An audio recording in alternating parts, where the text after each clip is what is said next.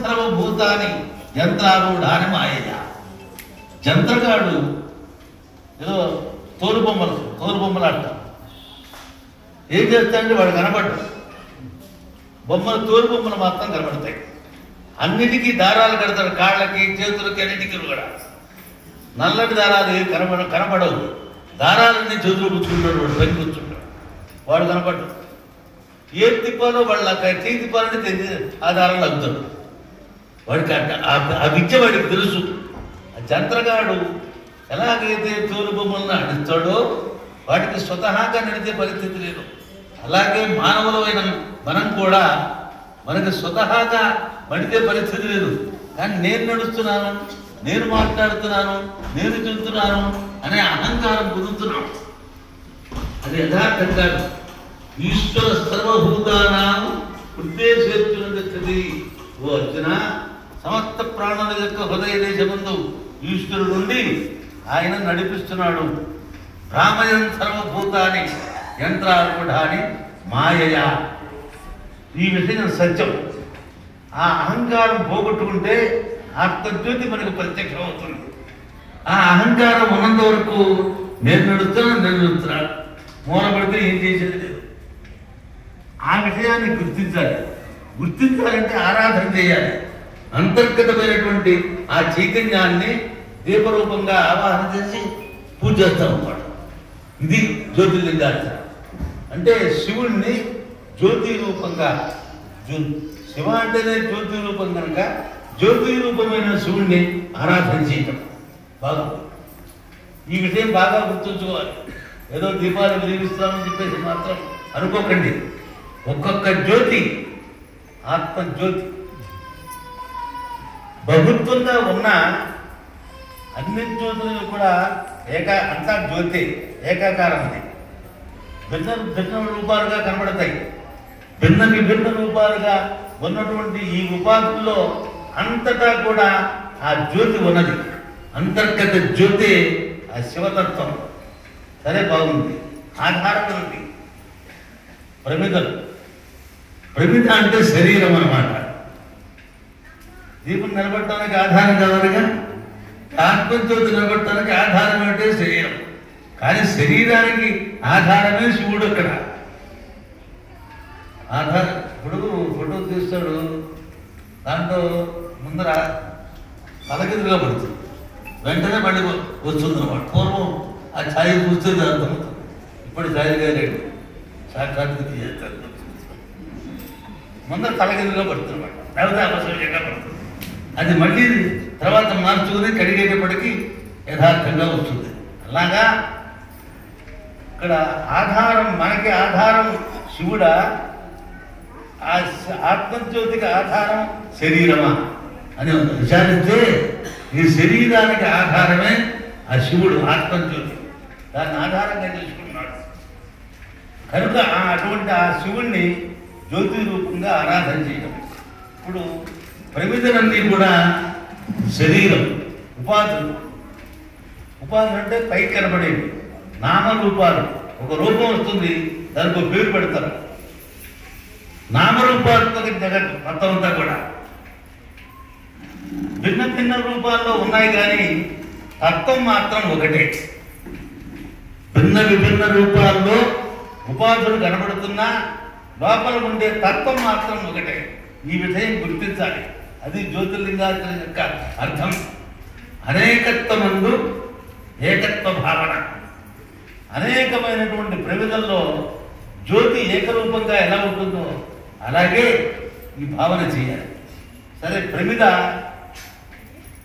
దేహం, దాంట్లో వేసినటువంటి నూనె స్నేహం, జన్మాంతరి అయినటువంటి వాసన అన్నమాట. వాసన ప్రేరితో జంతువు కర్మ కరోతి. లోపల వాసనలు ఉన్నంతకాలం కర్మ చేస్తూనే ఉంటాడు. వాసన అంటే మంచి వాసన, చెడు వాసన, లోకంలో అనుకుంటే వాసనలు కావు. పూర్వజన్మార్జితమైన సుకృత దుష్కృత కర్మలు మనలో సంస్కార రూపంగా ఉంటాయి. వాటినే వాసనలు అంటారు. వాసన ప్రేరితో జంతువు కర్మ కరోతి. ఈ పూర్వజన్మార్జిత వాసనలే ఆ నూనె. స్నేహం అంటే జిడ్డు అనమాట, అంటి పెట్టుకుని ఉంటుంది.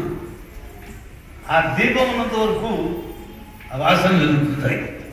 ఈ నూనె ఉన్నంత వరకు జ్యోతి వెలుగుతుంది. దీపం వెలగలేదు, వాసన అలాగే ఉంటాయి. దీపం వెలుగుతుంది, వాసన క్రమంగా అంటే దీపం ఆ తైలం హరించుకుంటుంది. వాసనాక్షయమైతే ఆత్మ సాక్షాత్కారం. వర్తనేటువంటి జీవుడు విభిన్న రూపములైనటువంటి జీవుడు, దానికి వెలిగించినటువంటి జ్యోతి అగ్ని ఒకటే. అలా వస్తుంది, మళ్ళీ అనంతాకాశంలో లీనమైపోతుంది. అనంతాకాశంలో లీనమైపోతుంది ఆ జ్యోతి. అదే ఆ ఈశ్వరుడు మరణాత్మయందు ప్రవేశిస్తాడు. ఈ భావనతో జ్యోతిర్లింగార్చన చేయాలి. ఇక్కడ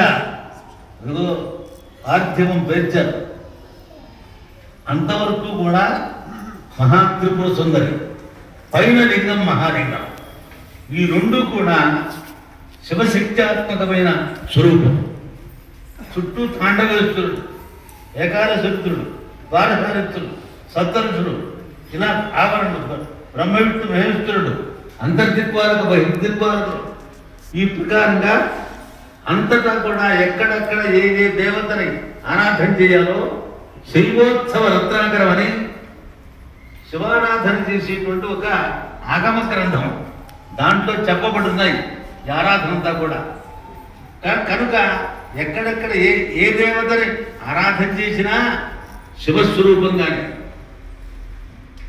అష్టదిక్పాలక స్వరూప రుద్రాయ నమః, విమూర్త్యాత్మక రుద్రాయ నమః.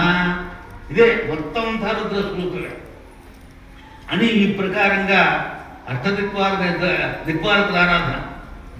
ఆవరణలు మొత్తం షోడశావరణం, 16 ఆవరణలు సహస్రలింగార్చనకి.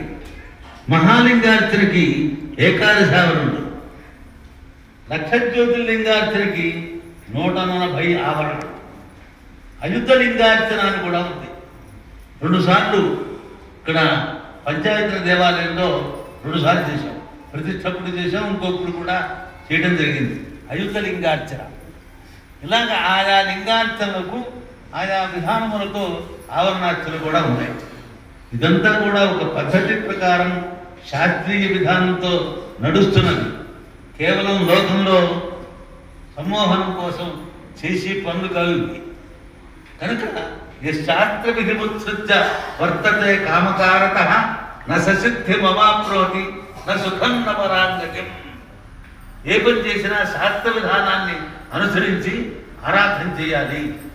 మన ఇష్టం వచ్చినట్టు ఆరాధన చేస్తే దానివల్ల సుఖము లేదు, శాంతి లేదు. కనుక ఒక శాస్త్ర పద్ధతిని అనుసరించి ఇక్కడ క్రియాకలాపం నడుస్తుంది. అందరూ కూడా పవిత్రమైనటువంటి భావంతో ఆ పరమేశ్వరుణ్ణి తమలో ఉండే ఆత్మ జ్యోతి స్వరూపంగా ఈ జ్యోతిని భావన చేస్తూ వెలిగించవలసి వచ్చినప్పుడు చక్కగా అలజడి లేకుండా పక్క వాళ్ళకు కూడా ఇవ్వండి, వెలిగించడానికి అవకాశం ఇవ్వండి. ఆ వెలిగించడం అనేటువంటి గొప్ప విషయం, జ్యోతి వెలిగించడం అనేది. కనుక జ్యోతిని వెలిగించి ఆ షోడశావరణ కార్యక్రమం అంతా కూడా చూసి ధరించవలసిందిగా కోరుతున్నాము. ఈ జ్యోతిర్లింగార్చన, శాస్త్ర జ్యోతిర్లింగార్చన అనూచానంగా వస్తుంది. శరన్నవరాత్రుల్లో ఎప్పుడు చేసినా సరే ఈ నవమి రోజున ఈశ్వరుని కూడా ఆరాధన చేయాలి. కేవలం శక్తిని ఆరాధన చేయకూడదు, కేవలం శివుడిని ఆరాధన చేయకూడదు, శివశక్తుల్ని కలిపే ఆరాధన చేయాలి. కనుక ఈ మహానవమి రోజున ఈ సహస్ర జ్యోతిర్లింగార్చన అనే కార్యక్రమం అనూచానంగా మాకు వస్తున్నది. కనుక ఈ పవిత్రమైనటువంటి కార్యక్రమం నేటి రోజున బాగా ఆలస్యమైంది. అసలే ఆలస్యమైంది కార్యక్రమం. మైకి ఇచ్చాడు పుచ్చుకోమని వాగుతూనే ఉంటాను. ఇలాగ వినేవాళ్ళు ఉన్నారు. ఊరికే అలజడి ప్రారంభించాను కూడా మైకి అయిపోతుంది. అలజడి లేదు కనుక మైకి నడుస్తుంది. ఇక్కడ బాగా అర్థం చేసుకోండి. కనుక ఇప్పటికి బాగా ఆలస్యమైంది. అక్కడ సువాసిని కూడా పూజ కూడా పూర్తయింది. మరి ఈ సంవత్సరం చక్కగా ఏవి విఘ్నం లేకుండా వర్షం పడుతున్నా చక్కగా నడిచింది. గాలులు ఎక్కువ లేవు, బాగా నడిచింది. మరి భక్తులు కూడా చక్కగా తీర్థప్రసాదాలు, మహాప్రసాద స్వీకరణం రోజు కూడా ప్రసాదం. మహాప్రసాదం అంటే భోజనం, అమ్మవారి నివేదన అన్నమాట. చక్కగా తీసుకుంటూ కార్యక్రమంలో పాల్గొని ఇప్పటిదాకా బాగా నడిపించారు. రేపటి రోజున పూర్ణాహుతి కార్యక్రమం నడుస్తుంది. విజయదశమి పూర్ణాహుతి కార్యక్రమం. పూర్ణాహుతితో కార్యక్రమం పూర్తవుతుంది. ఎప్పుడూ ఎన్నింటికి అని మాత్రం అడగండి. ఎందుకంటే వైదిక కార్యక్రమాలు ప్రారంభించిన తర్వాత ఒక్కొక్కప్పుడు ఆలస్యం కావచ్చు. ఇక్కడ మేము టైం ప్రకారం చేసేయాలి. 7 అంటే 7:00కల్లా ఎంతవరకు అయితే అక్కడ కట్టేసేయడం పోవడం, అలా మాత్రం ఇక్కడ జరగదు. కార్యక్రమం పూర్తిగా అవ్వాలి, పూర్ణాహుతి అవ్వాలి, పరిగణన అవ్వాలి, నీరాజనమంతా ఉత్సవాలు అవ్వాలి. అప్పటికి గుర్తుంటున్నాడు. సాధ్యమైనంత వరకు అన్నాళ్ళు చేయడానికే ప్రారంభిస్తారు. ఒక్కొక్కప్పుడు ఆలస్యమైనా దానికి వేరే ఏవగించుకోకుండా కార్యక్రమంలో పాల్గొని పూర్ణాహుతి కార్యక్రమాన్ని కూడా దిగ్విజయం కావిస్తూ రేపు శమీ పూజ, అపరాజిత పూజ. నాణ్యంగా ఇవాళ చేయాలి అపరాజిత పూజ, కానీ శమీ పూజతో పాటు చేస్తూ ఉంటాం అపరాజిత పూజ కూడా. రేపే అపరాజిత పూజ కూడా అక్కడ నడుస్తుంది. శమీ పూజ, పూర్ణాహుతి, ఈ కార్యక్రమాలు కూడా పాల్గొని కార్యక్రమాన్ని దిగ్విజయం కావించవలసిందిగా అన్నన్ని కోరుతున్నాం. ఆ పరమేశ్వరుని యొక్క అనుగ్రహం ఇలా ప్రతి సంవత్సరం కూడా కావాలని, ఈ కార్యక్రమాలు బాగా జరగాలని వస్తూ ఉంటారు, పోతూ ఉంటారు. ఎవడు శాశ్వతం కాదు. రెడ్డి గారు శాశ్వతంగా ఉంటానన్నాడు. అలా అనకు, నువ్వు శాశ్వతంగా, నేను శాశ్వతం కాదు. ఎవడు శాశ్వతం? ఒకరు మొదలుతేనే దైవం. అహం ఉన్నంత వరకు దైవం అనుగ్రహం కలగదు. కనుక ఈ యొక్క కార్యక్రమాలన్నీ కూడా మనలో ఉన్న అహం తొలగడం కోసం ఏర్పడినవి కనుక అహంకారం వదిలి మేం చేస్తున్నాం ఈ సంవత్సరం బాగా కొంచెం ఈ నామరూపాలు పట్టుకుంటూ నేను వీడేదో గుర్తించాలి. అక్కడ అమ్మవారి గుర్తింపులో పడాలంటే ఎంత శ్రమ పడాలో అది చూడండి. సమాజంలో నేను గొప్పదని చెప్పేసరి ఇక్కడ రాకూడదు. వైదిక కార్యక్రమాల్లో అట్లా పాల్గొనకూడదు. అది మాత్రం సంస్కారం పెంపొందించుకోండి. నేను అనే విషయాన్ని వదలండి. అందరికీ కూడా ప్రతిభావంతో అమ్మవారి అనుగ్రహం. శరణాగత దీనాత్మ పరిత్రాణ పరాయణే సర్వశ్చాత్య హరే దేవి నారాయణ నమోస్తుతే. ఆర్తితో స్తోత్రం చేయాలి అమ్మవారిని, ఆర్తితో స్తుతించాలి అమ్మవారిని. ఆర్తి లేనిది అమ్మవారి అనుగ్రహం కలగనేరదు. అంతర్ముఖ సమానార్థ బహిర్ముఖ చతుర్లభ. లోపల ఆరాధన చెయ్యి, కూర్చో, శ్రమపడు. ఎవరికోసమో కాదు, నీకోసం. అటువంటిప్పుడే అమ్మవారు అనుగ్రహిస్తుంది. కానీ నా గోత్రం చదువు, నా పేరు చదువు అంటే అక్కడేమో అనుగ్రహించదు. ఇది మాత్రం గ్రహించండి. బాగా చదువుతారు, అందరూ చదువుతారు. లోకాస్తమస్తాస్త గుణమవుతుంటే లోకంలో మనం లేమా? మాయ. లోకం కంటే భిన్నంగా ఉన్నామా మనం? లోకాస్తమస్త సుగుణభూతు అంటే అర్థం ఉంది. లోకంలో అందరూ ఉన్నారు, కానీ అది కుదరదు. మా గోత్రం చెప్పు, మా నామం చెప్పు. ఈ విషయాన్ని అందరూ కూడా వదిలిపెట్టాలి. ఇక్కడికి వస్తేనే ఆ మాయ, అమ్మవారి దగ్గరే మాయ పడుతున్నాడు. తిరుపతి వెళ్తారు, గోత్రనామాలు ఎవరు చూస్తాడు? నీ మోహం చూస్తాడు. ఎవరు చూస్తాడు? గుర్తింపు ఉందని వాడు చూస్తాడు. కట్టు డబ్బు ₹1 కడితే 3 రోజులు దర్శనం చేస్తా ఉరికెట్టాడు. మళ్ళీ కావాలి బడ్జెట్ ఎంత డబ్బు కట్టినా అంతే. కానీ ఇక్కడికి వస్తే ఏమిటో ప్రతి ఒక్కరికి అహంకారం పెట్టారు. అది వదులుకోండి. అమ్మవారి యొక్క ఆరాధన సామాన్యం కాదు, ఇక్కడ జరుగుతున్న ఆరాధన. ఇది శాస్త్రీయమైనటువంటి విధానంతో నడుస్తున్నది. ఒకరిస్తారు, చెందుతారు, మాకు అక్కర్లేదు. అమ్మవారిని నడిపిస్తుంది.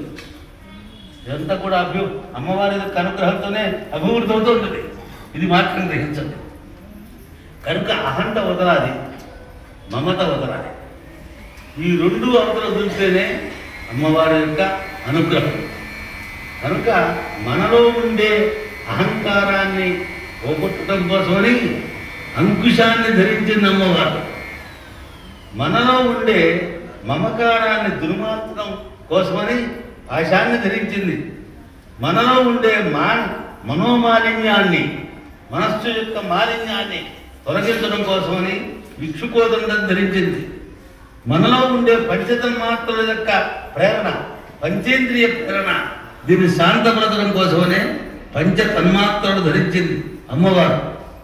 రాగస్వరూపాచాక్ష క్రోధాకారాంకుశోజ్వల మనోరూపేక్షుకోదండ పంచతన్మాత్ర ధారిక.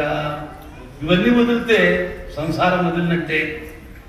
సంసార పంక నిర్మగ్న సముద్ధరణ పండిత. ఆవిడ వరాలను అభయాలు కదా ఆవిడ, ఆ తల్లి. ఈవిడ చెండి ఎన్ని వరాలు కోరిక ఇచ్చేస్తుంది. ఆ తల్లి మాత్రం వరాలు కోరదు. వరం కోరేవో దెబ్బ కొడుతాడు.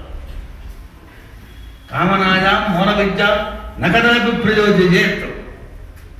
మరి ఏమిటి మాకు అభయం వరం కావాలి? ఈ రెండింటి కోసమేగా దేవతలను ఆరాధన చేస్తున్నది అని మీరు అనుకోవచ్చు. అవగి చరణావేమనిపుణం. ఓ తల్లి, అభయవరాలు ఇవ్వటానికి నీ చరణాలే శరణ్యం. చేత్తో ఇక అభయముద్ర వరదముద్ర ధరించక్కల అమ్మవారు అని ఆ తత్వం ఎంతో లాగా చెప్పారు. ఇక్కడ నిష్కామనిగా జరుగుతున్నటువంటి యొక్క కార్యక్రమాలు ఇవి. లోకంలో అందరికీ కామ్యం ఉంటుంది. అందరూ అవిద్య దొరకపోతే ఎలాగా? అవిద్యలో ఉంటారు జనం, కావాలని కోరుతూ ఉంటారు. వాళ్ళేమో అనుకోకూడదు. 4 రకాల భక్తులు ఉన్నారు. ఆర్తో జిజ్ఞాసు అర్థార్థి జ్ఞాని ఇజ పరతర్షభ. ఆర్త ఆర్తితో స్తోత్రం చేస్తారు. శరణాగతి పొంది ఆర్తితో స్తోత్రం చేస్తారు. ఆర్తత్రాణ పరాయణ భగవాన్ నారాయణో మే గతి. ప్రహ్లాదుడు, ద్రౌపది ఇత్యాదులు మొత్తం అందరూ ఆర్తుడు అన్నమాట. వాడు జిజ్ఞాసుకు భగవంతుడు ఎలా ఉంటాడో తెలుసుకోవడం కోసం ఆరాధన చేస్తారు. కర్మ జిజ్ఞాస, బ్రహ్మ జిజ్ఞాస, శంభు జిజ్ఞాస, ఇల్లు జిజ్ఞాస, వంటి జిజ్ఞాస, అన్ని జిజ్ఞాసలే. ఈ జిజ్ఞాసతో ఆరాధన చేస్తారు కొందరు. అర్థార్థి ప్రయోజనాన్ని అపేక్షించి ఆరాధన చేస్తారు భగవంతుని కొందరు. ఇక్కడ విషయం చెప్పారు. తెలుసో తెలియకో ఒక ఆయన అన్నాడు, తా మృక్కిన వరమలీయని వేర్పును గ్రక్కున విడవంగదకున్నాడు. అది ఆశ్రయించాం. మా కష్టాలు ఉన్నాయి కనుక ఆశ్రయించాం. కష్టాలు తొలగట్ల. Good bye. మొక్కిన వరమలీయని వేర్పును గ్రక్కున విడవంగదకున్నాడు. ఈ మాట కొంచెం జాగ్రత్తగా ఉంచుకోండి. సీతనని దేవతలు ఉన్నారు. సీతనని దేవతలు ఆ సమయంలో ఆరాధన చేస్తారు. ఏదో మొక్కులు చేస్తారనే పెట్టుకుంటూ ఒక ఇది ఉంటుంది. అంటే వాళ్ళు ప్రయోజనాన్ని అపేక్షించి పూజ చేస్తారన్నమాట. ఆయన వరం లేదు. కొంతకాలం సంతోషి మాత్రం నడిచింది, కొంతకాలం ఇంకోటి ఏదో నడిచింది. ఇలా మారిపోతూనే ఉన్నాయి. అసలు దేవతలకు అర్థ వదిలిపెట్టి వచ్చినాడు. ఇప్పుడు సీతనాలు అక్కడ సాయిబాబా నడుస్తున్నాడు. సాయిబాబా కృతత్రేత ద్వాపర యుగాల్లో లేదు, కలియుగంలో ఇటీవల ఏర్పడింది. రామ సీత, సాయి సీత, రామ సాయి, కృష్ణ సాయి. మనం ఏ పవిత్ర నామాలు పెడుతున్నామో సాయి పదాన్ని నేర్చుకుంటాం పక్కన. అది చేయకపోతే దీనికి పవిత్రత లేదు. రామనామానికి పవిత్రత రావాలంటే సాయి చేస్తారట. ఇదేం కోరండి? రామనామం ఎప్పటిది? ఇవాళ సాయినామం పక్కన చేస్తున్నాడు. ఇంత మహాకాళి పెరిగిపోయింది. ఏం చేస్తున్నారో అర్థం కావట్లేదు వీళ్ళకి. ఆయన ఇస్తున్నట్ట వరాలు. అంచేత కూడా వెళ్ళేసి కాడి ముట్టుకోవచ్చు, ముద్దు పెట్టుకోవచ్చు. ఇంకో దేవాలయంలో కుదరదు. ఇది ఎక్కువైపోయింది. ఈ సీజనల్ అనేటువంటి యొక్క పరిస్థితుల్ని భక్తులు తగ్గించుకోవాలి. భక్తి సరైనటువంటి భక్తి కావాలి. అనన్య శరణాగతి, శుద్ధమైన భక్తి కావాలి. భక్తి వ్యభిచారిణి, అవ్యభిచరితమైనటువంటి భక్తి, శరణాగతితో కూడిన భక్తి కావాలి. భక్తి ప్రియ, భక్తి గయ్య, భక్తి వశ్య, భజాపహ. అమ్మవారి పట్ల భక్తి ఉంటేనే ఆరాధన. సరైన భక్తి లేకపోతే అమ్మవారు అనుగ్రహించదు. ఇక్కడి తత్వాలను కూడా గ్రహించాలి. లోకంలో ఉండేటువంటి వాటిని కూడా సమన్వయం చేసుకోకూడదు. ఈ మాటలు ఎందుకుంటున్నామంటే మన హిందూ సంస్కృతి కూడా అనను కానీ భారతీయ సంస్కృతి, హిందుత్వం కూడా మనం కల్పించుకున్నవే. వాడికో మతం ఉంది కనుక మనకో మతం పెట్టుకున్నాం. మతమే లేదు మనకి. మన మతం కాదు, ధర్మం, సనాతన ధర్మం, ఆర్ష ధర్మం. దీన్ని కాపాడుకోవాలి. మతం కాదు. అన్ని మతముల యొక్క సామరస్యం దీంట్లో ఉంటుంది. అన్ని మతాన్ని కూడా ఉపేక్షిస్తుంది. వైష్ణవం, శైవం, గాణావత్యం ఈ మతాన్నే సమన్వయం చేసింది. లోక సమన్వయం చేయలేదా? అంత అద్వైతం అంటే లోక సమన్వయంతో కూడింది కనుక మన మతం కాదు, ధర్మము, సనాతన ధర్మం. ఋషులు చెప్పినటువంటి మార్గాన్ని మనం అనుష్ఠించడమే మన సంప్రదాయం. ఇది ఎప్పుడు ప్రారంభమైందో తెలియదు. ప్రతి సంస్కృతికి కూడా కాల నిర్ణయం చేయగలం. మన ఆర్ష ధర్మానికి మాత్రం కాల నిర్ణయం చేయలేము. సనాతనంగా వస్తున్నటువంటిది, దాన్ని కాపాడుకోవాలి. మధ్య మధ్యలో పుట్టగొడుగులుగా వస్తున్నటువంటి వాటిని ఇటువంటి మాటలు వింటే తరిమి కొట్టాలి వాటిని. లేకపోతే ఆ జిడ్డంతా అంటుకుంటుంది, సనాతన ధర్మం పాడైపోతుంది. కనుక ఇటువంటి చోట మన సనాతన గురుకులాశ్రమ శ్రీ విద్యాపీఠ అని పేరు. సనాతన ధర్మాన్ని ప్రచారం చేయడం అనేది మా కర్తవ్యం. కనుక ఏదో ఆర్పేసేసి చిచ్చుపుట్టేలాగా అయిపోయింది అనుకున్నాడు. మళ్ళీ అలాగా ఉపన్యాసం అయిపోతుంది అనుకుంది, మళ్ళీ ఏదో ప్రారంభిస్తాడు. కనుక ఏమి ఈ ఆలస్యానికి ఎవరు నొచ్చుకోవద్దు. నొచ్చుకోకుండా ఒప్పుకుంటూ ఈ మాటల్ని సమన్వయం చేసుకోండి. నా మాటల్లో ఎక్కడైనా మనస్సు నొప్పించేవి కానీ, అపశబ్దాలు కానీ, అపవక్రాలు కానీ, సూచాలు కానీ ఉన్నట్లయితే వాటిని కూడా తొలగించి మంచి మాటలు గ్రహించండి. అంశోహి క్షీరమాదత్తే తన్మిశ్రావర్తే ఇచ్చపహ. అంశకో లక్షణం ఉంది. పాలు నీళ్లు కలిపితే పాలను నాకు నీళ్లు తీస్తుంది. నీళ్ళు అవసరం, పాలలు మాత్రం తీస్తుంది. అలాగా హంస అంటే జీవుడు కనుక నా మాటల్లో మంచి ఉంటే గ్రహించి, చెడు ఉంటే పరిహరించేసి చక్కగా సనాతన ధర్మాన్ని కాపాడుకోవాల్సింది. పార్వతీ పరమేశ్వరుడి యొక్క అనుగ్రహాన్ని పరిపూర్ణంగా పొందవలసిందిగా కోరుతున్నాం. ఇక కార్యక్రమం ప్రారంభమవుతుంది. ధర్మశ్చ జయోస్తు, అధర్మశ్చ నాశోస్తు, ప్రాణేషు సద్భావనాస్తు, విశ్వస్య కళ్యాణమస్తు, గవాం సంరక్షణమస్తు. నమః పార్వతీపతయే.